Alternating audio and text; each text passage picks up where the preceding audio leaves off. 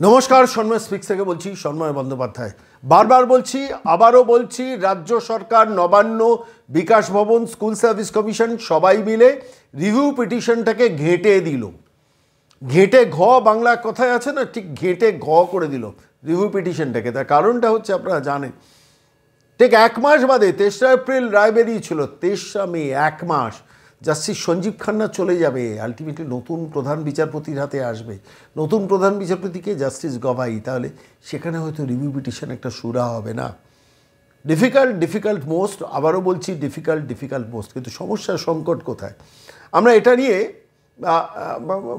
সংগ্রামী যৌথ মঞ্চের ভাস্কর ঘোষের বক্তব্য জানতে চেয়েছিলাম, কিন্তু আজকে এই মুহূর্তে দাঁড়িয়ে আইনজীবী বিক্রম বন্দ্যোপাধ্যায়ের বক্তব্য জানতে চেয়েছিলাম। তাকেই তো প্রশ্নটা করলাম যে আজকে যখন এই তারিখে প্রতিবেদন পেশ করছি, সেদিন 14 তারিখ জাস্টিস গভাই নতুন প্রধান বিচারপতি হিসেবে তিনি শপথ গ্রহণ করবেন। তারপর তিনি দায়িত্ব নেবেন। দায়িত্ব নিয়ে প্রথম নতুন বিচারপতি, যিনি নতুন প্রধান বিচারপতি হিসেবে আসবেন, তার অনেক দায়িত্ব থাকে এবং শেষ পর্যন্ত এই 3rd উইক নাগাদ সুপ্রিম কোর্টে গরমের ছুটি পড়ে যাবে।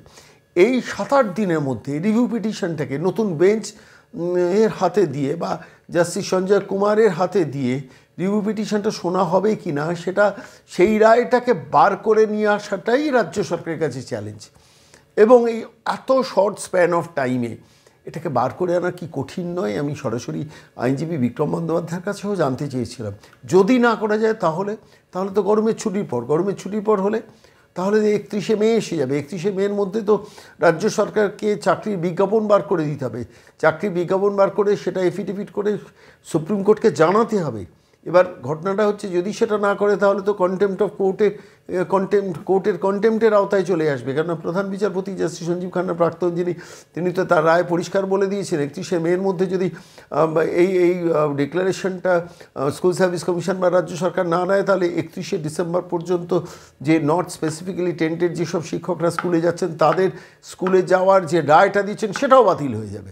ফলে ক্রমশ কিন্তু ব্যাপারটাকে এমন একটা সংকীর্ণতম জায়গায় নিয়ে যাচ্ছে রাজ্য সরকার, যাতে আলটিমেটলি কারোর চাকরিটা না থাকে। এটা কিন্তু আমার অবজারভেশন, আমি ভুল হতে পারি, কিন্তু আমি এটা নিয়ে ভাস্কর ঘোষ সংগ্রামী যৌথ মঞ্চে তাঁর মতামত জানতে চেয়েছিলাম নতুন বাংলা। কিন্তু আজকে এখানে সন্ময় স্পিক্সে জানতে চেয়েছি আইনজীবী বিক্রম বন্দ্যোপাধ্যায়ের ওপিনিয়ন, যে কী প্রসেসে হবে, কীভাবে এগোবে, রিভিউ পিটিশনটা কার হাতে থাকবে, জাস্টিস সঞ্জয় কুমারের হাতেই থাকবে নাকি অন্য কোনো বিচারপতিদের হাতে থাকবে? না, জাস্টিস সঞ্জয় কুমার এবং জাস্টিস সঞ্জীব খান্না দুজনে মিলে রায় দিয়েছেন, ফলত জাস্টিস সঞ্জীব খান্না রিটায়ার করে গেছেন। এখন কি জাস্টিস সঞ্জয় কুমারের হাতেই থাকবে, নাকি তার সঙ্গে আরও ডিভিশন বেঞ্চ, আরও অন্য বিচারপতিকে ট্যাগ করা হবে?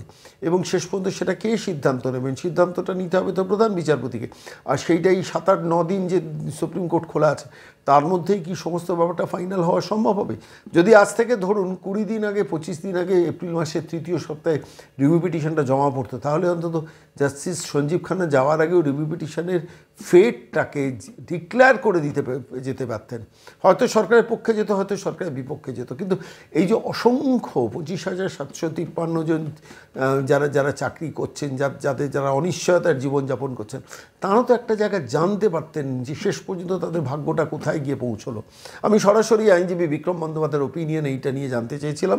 আমাদের সন্ময় স্পিক্সে প্রশ্নের উত্তরে বিক্রম বন্দ্যোপাধ্যায় কী বলেছেন আজকে এখন শোনাব। নমস্কার বিক্রম দা, সন্ময় বলছি। নমস্কার সন্ময়বাবু, বলুন। দুটো পয়েন্ট, এক ডিএ, একটা হচ্ছে 25,753 জনের চাকরি। তো এবার ঘটনা হচ্ছে, ডিএ মামলার তোর জন্য আপনারা গেছেন, সব ঠিক আছে, আমি সেটা নিয়ে আপনাকে প্রশ্ন করছি না। আমি যেটা নিয়ে প্রশ্ন করতে চাই আপনার কাছে, যে 25,753 জনের জন্য যে চাকরির যে রিভিউ পিটিশন, সে রিভিউ পিটিশনটা ডিফিকাল্ট হয়ে গেল না পরিস্থিতি যা? দেখুন, এই রিভিউ পিটিশনের স্কোপটা কত, এটাও খুব ডিফিকাল্ট কোয়েশ্চেন, কারণ ভেরি ন্যারো স্কোপ। কারণ গভর্নমেন্ট যদি আন্ডারটেকিং দেওয়ার আগে রিভিউ করতেন তাহলে একরকম ছিল। এখন সুপ্রিম কোর্টে আন্ডারটেকিং দেওয়ার পরে রিভিউ করেছে। এখন তার স্কোপ তো আমার অন্তত জানা নেই যে এরকম আন্ডারটেকিং নিয়ে নেওয়ার পরে তার প্রিভিয়াস অর্ডারে রিভিউ হয়েছে কিনা, এই নির্ধারণ অন্তত আমার তো প্র্যাকটিস জীবনে আমি কোনোদিন শুনিনি। এখন এটা বেসিক্যালি এই রিভিউটা আমার মত যেটা সরকার করেছেন, এটা একটা জাস্ট এই এসএসসি আন্দোলনটাকে বা এসএসসি নিয়ে যারা মানুষের ক্ষোভ ক্ষোভ তৈরি হয়েছে এবং এই যে তৃণমূল সরকারের মুখোশটা খুলে গেছে বা মমতা বন্দ্যোপাধ্যায়ের মুখোশটা মানুষের কাছে খুলে গেছে, পশ্চিমবাংলায় এস্টাবলিশ হয়ে গেছে যে টাকা যে দেবে, তিনি তৃণমূল করলেও চাকরি নাও পেতে পারেন, টাকা যদি দেয় তাহলে চাকরি হয়। এটা যে খুলে গেছে, এটাকে ধামাচাপা দেওয়ার জন্য মানুষের কাছে একটা আইওয়াশ করা যে এই রিভিউ পিটিশনটা করে রাখা। আচ্ছা, যদি হয় ভালো, আর যদি না হয় তাহলে বলবে যে না, ওই যারা যারা আইনজীবী ছিল তারা করতে দিয়ে। এইরকম একটা ন্যারেটিভ তো বরাবরই করে রাখে।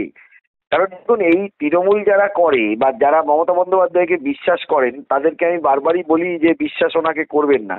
আর তৃণমূলের সবসময় বাজারে একটা মিথ্যে ন্যারেটিভ করার একটা প্রবণতা থাকে। আর একটা বিষয় যেটা দাঁড়াচ্ছে সেটা হচ্ছিল, সবই যদি কোর্ট আর আইনজীবীরা করতে পারে তাহলে ওনারা প্রশাসনে বসে আছেন কেন, আর ওনারাই প্রশাসন চালাচ্ছেন কেন? প্রশাসন থেকে তো ওনাদের সরে দাঁড়ানো উচিত। ঠিক না। আমার প্রশ্নটা একটু অন্য। আমার প্রশ্নটা হচ্ছে যে শেষ পর্যন্ত সিচুয়েশনটা যেখানে গিয়ে দাঁড়ালো সেটা হচ্ছে এখন প্রসেসটা কি হবে একটু বলবেন? জাস্টিস সঞ্জীব খান্না তো এই রায়টা দিয়েছিলেন, রিভিউ তো তার কাছে গিয়েছিল, তিনি রিটায়ার করে গেলেন, তিনি রিটায়ার করে যাবেন, গেছেন। এবারে রিভিউ পিটিশনটা উঠবে। সাধারণত যিনি রায় দেন তার ঘরেই রিভিউ হয়। আচ্ছা, দুজন জজের মধ্যে একজন জজ যদি রিটায়ার করে যায়, সাধারণত যায়, এটা যে একদম মানে আইন আছে যে ওর কাছে যেতে হবে এরকম নয়। আর রিভিউ সাধারণত সুপ্রিম কোর্টে আগে যিনি বিচারপতি ছিলেন তার চেম্বারে আগে ওঠে। মানে তারপরে এটা বেঞ্চে যাবে কিনা, মানে কোর্টে যাবে কিনা বা লিস্টিং হবে কিনা, সেটা তারপরে সিদ্ধান্ত হয়। সাধারণত এটা হয়ে থাকে। মানে জাস্টিস সঞ্জয় কুমারের ঘরে তাহলে যাবে সেটা আগে, তাই তো? ওটার সম্ভাবনা, এটা একদম মানে আইন করে জিনিসটা আছে বিষয়টা, তারা সাধারণত এটা হয়ে থাকে বলে আমরা জেনেছি বা দেখিছি। এবারে তার যে ব্যতিক্রমী নেই বা এক্সেপশন নেই সেরকম নয়, সাধারণত এটা হয়। এবার এই প্রশ্নে আমার একটা খুব মানে নির্দিষ্ট প্রশ্ন, সেটা হচ্ছে সামনে তো গরমের ছুটি পড়ে যাচ্ছে। দেখুন, এখানে আরেকটা বিষয় আছে, যেখানে হয়তো সরকার থেকে স্ট্র্যাটেজি নিয়েছে, এরা তো সবসময় ভাবে এই বিচারপতি আমাকে রায় দেবে, ওই বিচারপতি আমাকে রায় দেবে, এই বিচারপতি আমার পক্ষে। এই ধারণাগুলো বা এই ন্যারেটিভ গুলো ভারতবর্ষের বিচার ব্যবস্থার ক্ষেত্রে কিন্তু খুবই বিপজ্জনক। এবং আমি মানুষের কাছে বলবো, এই ধরনের ন্যারেটিভে পা দেবেন না। বিচারপতি বদলাতে পারে, হাকিম বদলাতে পারে, কিন্তু হুকুম বদলায় না। হুকুম বদলায় না। যেরকম আগে একটা ন্যারেটিভ ছাড়া হয়েছিল যে আগের চিফ জাস্টিস যিনি ছিলেন তিনি স্টে দিলেন, পরের বিচারপতি এসে সেটাকে পুরো ক্যান্সেল। আগের বিচারপতির যিনি অর্ডারটা যদি কেউ মন দিয়ে পড়ে থাকে তাতে কিন্তু তিনি এই যে টাকা ফেরত দেওয়ার গল্পটা তিনি অর্ডারের মধ্যে কিন্তু খুব সুন্দর করে কোট করে দিয়েছিলেন। এবং কি কি দুর্নীতি হয়েছিল এই স্টে অর্ডারের মধ্যে প্রত্যেকটা জিনিস কিন্তু সেই অর্ডার আগে চিফ জাস্টিস যিনি ছিলেন, যিনি স্টে অর্ডারটা দিয়েছিলেন, তিনি কিন্তু সেটাও কোট করেছিলেন। শুধুমাত্র তিনি চাকরিটা ক্যান্সেলেশনের স্টে এই জন্য দিয়েছিলেন, তার কারণ আগেও সুপ্রিম কোর্ট একটা স্টে দিয়েছিল। কারণ একটা চাকরি চলে গেলে সেটা রাইট টু লাইফ চলে যাচ্ছে, তো একদম পূর্ণাঙ্গ পদ, তাও সংখ্যাটা 25,000। তাই জন্য পূর্ণাঙ্গ শুনানি না করে ওইটুকুর জন্য তিনি আটকে রেখেছিলেন উইথ আ রাইডার, যে ফাইনালি সুপ্রিম কোর্ট ডিসাইড করলে পুরো টাকা ফেরত দিতে হবে। মানে আমি আপনাকে এখানে একটু ক্লিয়ার হওয়ার জন্য জানতে চাইছি, আমিও পরিষ্কার জানি না, জাস্টিস চন্দ্রচূড় যখন স্টে অর্ডার দিয়েছিলেন তখন টাকা ফেরতের ব্যাপারটাও তিনি মেনশন করে দিয়েছিলেন? একদম অ্যাবসলিউটলি মেনশন করেছিলেন। তিনি শুধুমাত্র স্টেটা দিয়েছিলেন যেহেতু 25,000 সংখ্যাটার চাকরি চলে যাচ্ছে, ঠিক, সেই জন্য তিনি সুপ্রিম কোর্ট শুনানিটা করবে, সেই জন্য ফর দ্যাট পিরিয়ড অবধি তিনি স্টেটা দিয়েছেন। কিন্তু টাকা ফেরত দেওয়া বা বাকি যেগুলো আছে সেগুলো সব তিনি তার জাজমেন্টের মধ্যে এক্সপ্রেসলি মেনশন করে দিয়েছিলেন। এবং কি কি ধরনের দুর্নীতি হয়েছে, কি হয়েছে না, যে সমস্তটা মেনশন করে শুধু একটু টাইমটা বাড়িয়ে রেখেছিলেন যাতে করে শুনানিটা সুপ্রিম কোর্ট করে, যেহেতু সংখ্যাটা হলো 25,000-এর উপর মানুষের চাকরি চলে যায়। আমার একটা প্রশ্ন মনে দেখা দিচ্ছে, সেটা হচ্ছে ধরুন 23 এপ্রিল রায় বেরিয়েছিল, 23 এপ্রিলের পর 23 মে ইচ্ছাকৃতভাবে 1 মাস সময় নিল রাজ্য সরকার এই রিভিউ পিটিশনটা ফাইল করার জন্য। মানে উইথ আ স্পেসিফিক ইন্টেনশন, এটা পরিষ্কার হয়ে গেছে, সেটা হচ্ছে বর্তমান যিনি রিটায়ার করলেন প্রধান বিচারপতি তার হাতে যাতে রিভিউটা না থাকে, এটার জন্যই 1 মাস ছিল। এটা যদি 15 দিন আগে রিভিউ পিটিশনটা ফাইল করতেন তাহলে তো এতদিনে ব্যাপারটাকে ইস্যুটা সেটেলড হয়ে যেতে পারতো। দেখুন, এই ন্যারেটিভটা এই বিচারপতির ঘরে করবো না, ওই বিচারপতির ঘরে করবো আছে, এটা তো আপনি জানেন। না, এই ন্যারেটিভটাই এই রাজ্য সরকার চালানোর চেষ্টা করছে। ঠিক ঠিক, এইটা হচ্ছে হলো বিষয়। এইটা করতে গিয়ে বিভিন্ন মানুষ বিভিন্ন ইয়ের থেকে আপনারা বিভিন্ন সময় এটা শুনবেন। আমরা এই ন্যারেটিভে বিশ্বাস করি না। আমরা দেখুন কোর্টে গিয়ে অনেক সময় অর্ডারও পাই না, হেরে যাই মামলা, আমরা কিন্তু সেটা শাসন মানে মেনে নিই। কোনোদিন তার বিরুদ্ধে কোনো মন্তব্য করি না, কোনো কোর্টের বিরুদ্ধেও কোনো মন্তব্য করি না। জাজমেন্টে যদি অ্যাপিলের প্রভিশন থাকে আইনে অ্যাপিল করি, বা সুপ্রিম কোর্টে যাওয়ার থাকে সুপ্রিম কোর্টে, সবাই তাই করে। একমাত্র এই দলের যারা লোকজন আছে তাদেরকে, মানে তাদের পক্ষে কিছু না গেলে তারা সেটাকে মেনে নিতে পারে। এবারে এই রিভিউটা আমি আবারও বলছি, সরকারের তরফ থেকে একটা আইওয়াশ করে রাখা হয়েছে, কিন্তু আমার জানা নেই, আমি জানি না রিভিউতে পিটিশন তো এখনো অব্দি আমাদের কাছে সার্ভিস হয়ে আসেনি, তাই জন্য আমরা বলতে পারবো না যে এক্স্যাক্টলি কি পয়েন্টে ওনারা রিভিউ চাইছে, কিছু পয়েন্ট আছে কিনা, বা নতুন করে ওনারা কোনো পয়েন্ট বার করেছে। একটা টেকনিক্যাল পয়েন্ট আপনাকে জিজ্ঞেস করি, এই রিভিউ পিটিশনটা যেটা ফাইল হয়েছে কোর্টের কাছে, বিচারপতি ঘরে চেম্বারে যখন ব্যাপারটা আলোচনার মধ্যে আসবে, তার আগে কি অন্য পক্ষকে তার কপি সার্ভিস করার কোনো নিয়ম আছে না নেই? না, তার আগে নেই। আগে দেখবে যে পয়েন্ট অফ ল এবং ফ্যাক্টসে কতটা ঠিক হয়, তারপরে যখন বেঞ্চে আসবে তখন তো আমাদেরকে শুনানির জন্য কপি দেবেই।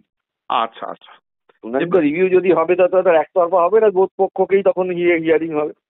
এখন যেহেতু একটা বড় সংখ্যায় মানুষের চাকরি গেছে, রিভিউ দেখুন অনেক ফাইল হবে, হয়েছেও, কিন্তু আইনের দিক থেকে জিনিসটাকে দেখতে গেলে যদি জেনুইনদের বাঁচাতে হতো, এখন তো বর্তমানে সুপ্রিম কোর্টের যা রায় আছে তার বাইরে আমি বলতে পারবো না, তাহলে একটা জেনুইন লিস্ট ওদের সার্টিফাই করে বলতে হবে। এখনো যে জেনুইন লিস্ট করে যে স্কুলগুলোতে চালাচ্ছে তার মধ্যে প্রচুর জল আছে, এবং আমরা কত পরিমাণ জল আছে সেটা যখন মামলা উঠবে বা মামলা যাবে তখন আমরা কোর্টকে দেখাবো।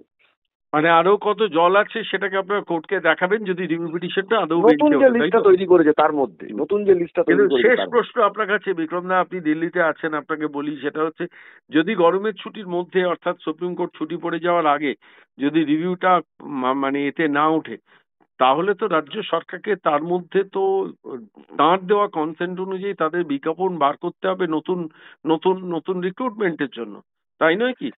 দেখুন, কনসেন্ট অর্ডার বা আন্ডারটেকিং কোর্টে ইট অ্যামাউন্টস টু অ্যান অর্ডার, এবং ওই মেইন যে অর্ডারটা সেটাকে মডিফাই এই জন্যই হয়েছে কারণ রাজ্য সরকার সেখানে কনসেন্ট দিয়েছে যে আমরা অর্ডারটা কমপ্লাই করবো, আমাদের এইটুকু জিনিসটা, মানে অর্ডারটাকে আরেকটা ডাইরেকশনে ঘোরানো হয়েছে কারণ রাজ্য সরকারের যাতে কমপ্লাই করতে সুবিধে হয়, এর মানে এটা দাঁড়ায়।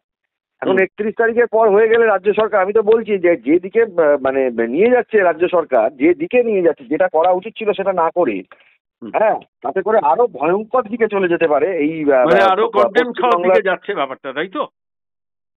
দেখুন, রাজ্য সরকার কন্টেম্প না মানে তো কন্টেম্প হবেই, তাই না? দেখুন, কন্টেম্প হবে, রাজ্য সরকারের কি হলো সেটা দিয়ে তো কিছু যায় আসে না, কিন্তু যেটা হলো সাধারণ মানুষের যদি সর্বনাশের থেকেও বেশি ক্ষতি হয়ে যায়, এটাতে কিন্তু মানে সবারই মনে দুঃখ লাগবে এবং কষ্ট লাগবে, এবং যন্ত্রণাটা তাদেরই হবে। ঠিক। অনেক ধন্যবাদ বিক্রম দা সঙ্গে থাকার জন্য। ধন্যবাদ।